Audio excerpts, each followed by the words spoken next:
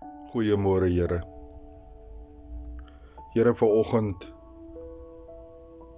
voel ek, Here, soos ek op my knieë voor U buig en Here, waar ek saam met my medegelowiges bid, dink ek so aan die een van die 10 melaatses wat teruggekom het en wat 'n Samaritaan was en vir hierdie Here gesê het, baie dankie, Here.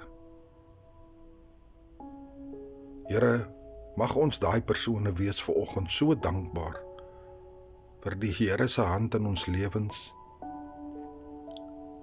Die feit dat God ons so liefhet.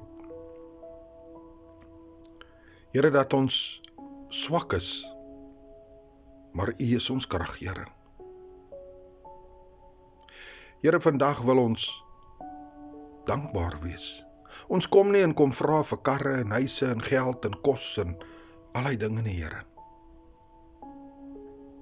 Ons kom wees net dankbaar vir God se liefde, sy groot genade, sy voorsiening en sy bewaring deur hierdie donker, duister wêreld, Here, waarin ons leef. Here, U gee ons wysheid deur die Gees van God met so baie skelms daar buite. So baie vinnige opsies om ryk te word, Here. Maar een ding weet ek, Here, ek is skatryk in Jesus. Want Here, dit gaan nie om die rykdom nie. Dit gaan om, ek het die goeie nuus van Jesus Christus myne gemaak. En Here, alhoewel ek 'n sondaar is, weet ek, my krag kom van die Here Jesus Christus. En Here, ek het U aangeneem as my redder en my saligmaker. Dit beteken nie dat ek nooit sal 'n fout maak nie, Here. Maar dit beteken dat U is my Here van my lewe.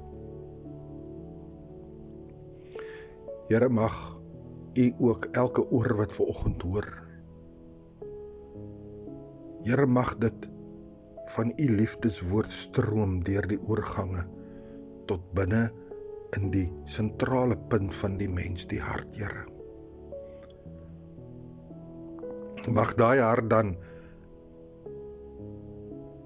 Jesus op elke muur skryf en mag hulle toekoms wees dit van Jesus, dat hulle voor U sal buig, Here, en sê, Here, ek is ook dankbaar dat U gekom het en vir my 'n nuwe skepsel gemaak het, dat ek aan die koning van alle konings behoort, en Here, dat ek die Gees van die Almagtige God, die Heilige Gees, innooi om mildelik in my tempel te kom woon.